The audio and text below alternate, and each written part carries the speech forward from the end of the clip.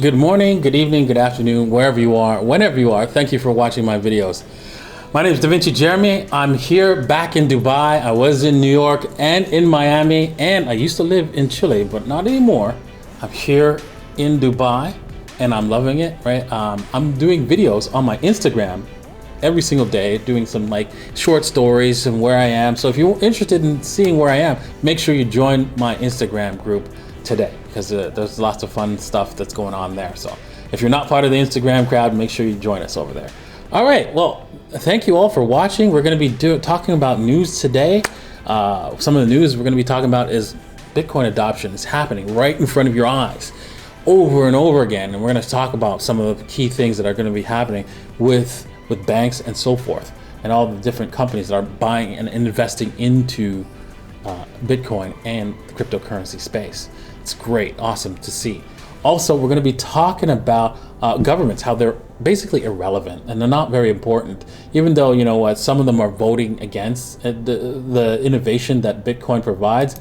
But man, there's still, it doesn't stop, not going to stop Bitcoin. It's never going to stop Bitcoin.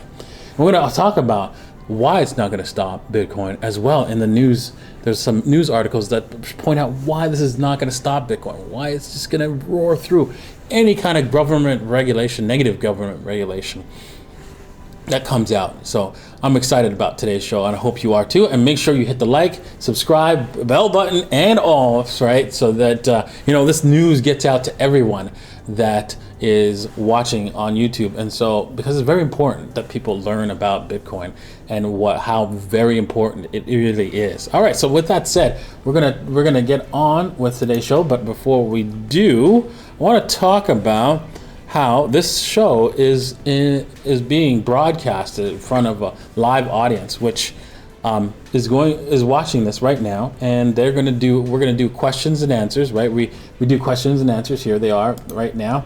And yeah, if you're interested in doing that, joining us over here live on the set, you can do so by joining davincij15.com, and you can you also get access to all my trades, right? All my what the trades that Lee is doing, right? And speaking about trades that Lee is doing, let's go over some of those.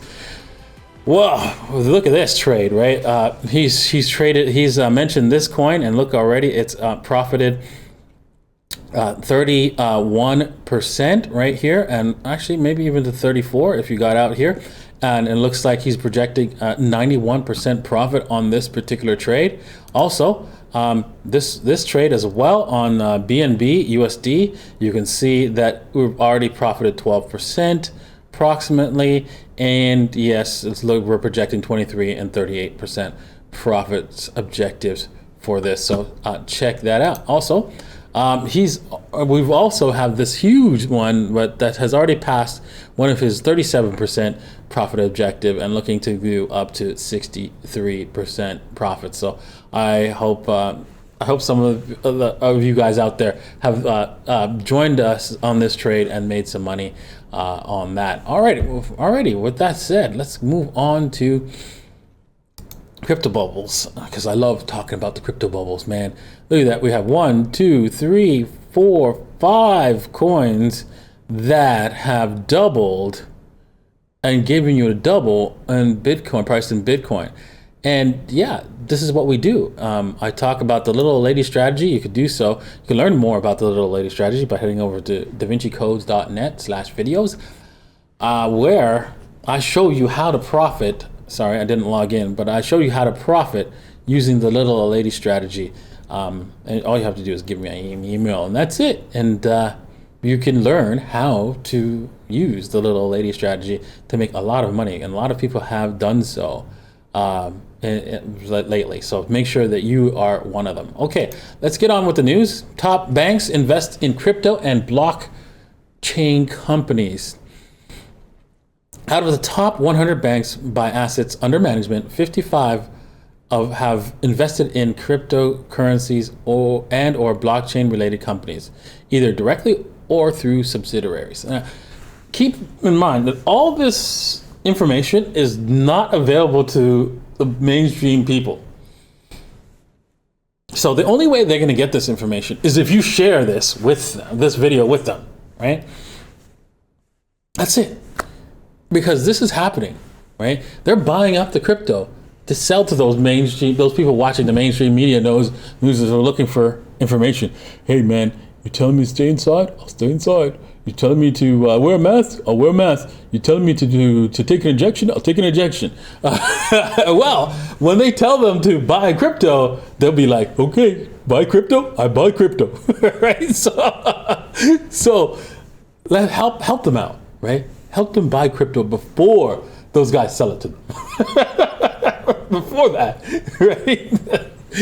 And that will actually help them. That will do them a favor, right? And I know it's going to be hard. I know it's a hard road, but do your best, right? I mean, we're here to have as much people enjoy this movement in Bitcoin, where we're seeing Bitcoin become the money over time, and it's going to be the money.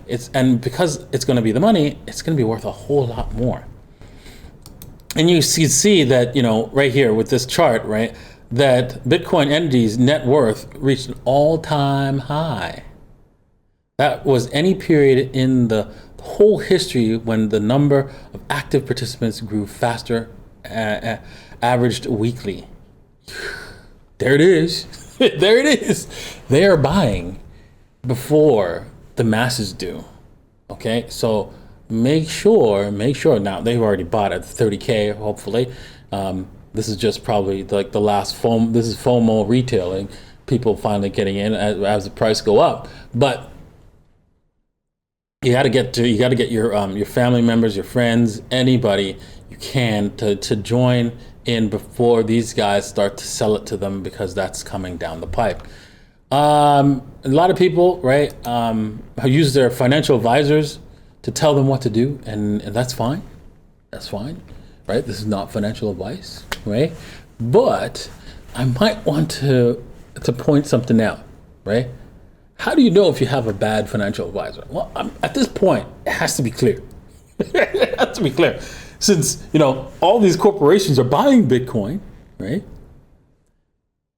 If you haven't said, if your financial advisor has not recommended a little bit of Bitcoin in allocation in your portfolio, then maybe he might not be the best financial advisor.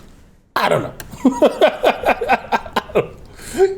But yeah, just my opinion. All right. French fund manager to launch the first UE regulated Bitcoin equities ETF. Okay. I mean, come on. I mean, here it is. Here is your evidence, right? It's time before before it's too late to actually get your friends and family members into Bitcoin, because this is coming.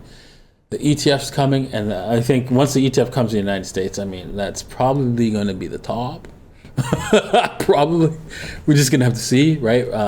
But we'll talk about that at a later date, when we do have the date for the ETF, that will give us more of an indication of what they're planning to do, because we'll see some interesting movements. Because what happened? Okay, I want to tell you a story, and I shouldn't digress into this story, but I have to. Okay, when the silver ETF came online, right? The silver price took a hit. Also, you noticed that the Warren Buffett, who loaded up on silver, right at the very, very bottom, loaded up tight, he gave up his position the exact same time the ETF went live for the exact same amount of silver. Interesting. Oh my goodness. So expect something fishy like that to happen. Right? A little something with a little bit of an odor to it, right? And then that's what we're going to be keeping an eye out. So yeah, I'm going to be looking for that as well. Bitcoin will bring financial literacy to the masses. Oh my goodness, hallelujah. You don't know how true that is. I met somebody on an airplane today, or last night actually, and he's a pilot, actually an ex-pilot of Emirates, and he was talking about a lot of stuff, and I got him into Bitcoin, and man, he wants to learn so much more because he understands that he never learned about money. And he did learn a little bit about the Federal Reserve and how, wait a second, part of his research project was to figure out what the Federal Reserve is all about. And he had to go through microfilm in order to figure it out. And realize, wait a second here, we have the internet. Why do I have to do this, right? And then he's starting to realize that there's something fishy here. Duh. Oh man, and I think once people start to fall down the rabbit hole of the education of money and what it works, how it works, because once you understand how our financial system works, how it really works, you'd be like, that's not fair. We should change that. Yeah. Yeah. And if you don't understand how our money works, let me just break it down simple, right? And let me break it out simple for you. Okay. If I have a printing press, right, and I'm on an island, right, with you and a housemaker, right, and you are a fisherman, right, and I decide, and you say, hey, you know what, I want to buy a house from that housemaker over there, but there's no money on the island. I'm like, don't worry, I got this button. I just press this button, I could create money. Let's just go like this, and I create money. So I got this idea. I'll loan you $100, right? Create $100 right now. I loan it to you. You just got to pay me back next month, right? And then you can buy the house, all right? So I print out the $100, I give it to you, and you need to pay me back $110 next month. Well, how much money's on the island? That's right, only $100. How are you going to get $110 when there's only $100 on the island? Oh, that's right. Somebody has to borrow it from me. So I get slaves for free forever. Yeah, that's our system. Okay. Well, I want to read this small part, right? Bitcoin will bring about an explosion of financial literacy in the same way that the printing press brought about an explosion of reading literacy in the 1400s. While it's impossible to calculate the literacy rate before the invention of the mobile type printing press, we know today's literacy rates is over 95% in many countries. Okay, I can guesstimate what the percentage of literacy rate before the 1400, before the Gutenberg press. Is very, very simple. It was less than 1%. Why? Because it was only, nobles and people at the church that had access to the books, and that was less than 1% of the population. Okay? Simple. Literacy came to the population, but do you think the governments and all the nobles wanted that? They said did they go, yeah, man, it'd be a good idea if everybody was educated. Yeah, let's support books for everybody. Yeah. No. They all hated it. Okay. And because governments are so all powerful, right?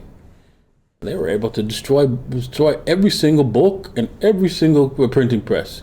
And that's why, wait, there's no books today? No. That's right, there are books today. So anyone who tells you that government can stop Bitcoin, they're dreaming, because there's nothing to stop. There's no, at least with books and a machine, you could just find it and burn it and destroy it. Try doing that with a Bitcoin. I mean, come on. You can't do that. Oh my God. They can't smell it. They can't taste it. They can't even know I have it in the airport. It's the best ever. Oh man. All right, and so moving on, a new bill in Ukraine to allow payments in cryptocurrencies, says officials. Okay, no matter what, whether governments make it legal tender or do not make it legal tender, or just make things harder for people, they're irrelevant. They are absolutely irrelevant. their innovation will go on without them, whether it will go on inside their country or outside the country, it will still happen. All they can do, right, is at most slow things down. And when they do, right, they only hurt themselves, right? And they already are hurting themselves with the current system, because this system is near its ending, right? And a lot of people are complaining and saying, oh, this bill, this unchanged crypto tax bill will be put to the vote on Tuesday. I mean, obviously, because it's a spending bill, mostly it will be passed now, because the government likes to spend. So the thing is with that is it doesn't matter what they do. They can do whatever they want. In the end, they will lose. Period. Just like they lost in the past when they tried to destroy books in the printing press. It's a useless gesture, right? That'll only end up biting them harder later on. That's all. And then making a few people giving a few people the advantage, right? And governments are just horrible, and the people who control them are just horrible. Because I just want to go over the Georgia Guidestones, because a lot of people don't know what they are. These Guidestones are the most horrible thing, the worst thing ever done, right, by some unknown entity. Read all about it. It's pretty scary. I'm not going to go too much into it, but yeah. Somebody's got to destroy this building. These stones, man. Honestly. And I'm looking forward to making my own stones one day that says, never ever allow your government to create a central bank or issue the money. Period. Never. Done. Never. Never, never, never. All right. With that said, thank you all for watching. Right? Remember, Bitcoin's real. Bitcoin's here to stay, and you need to be a part of it. Cheers.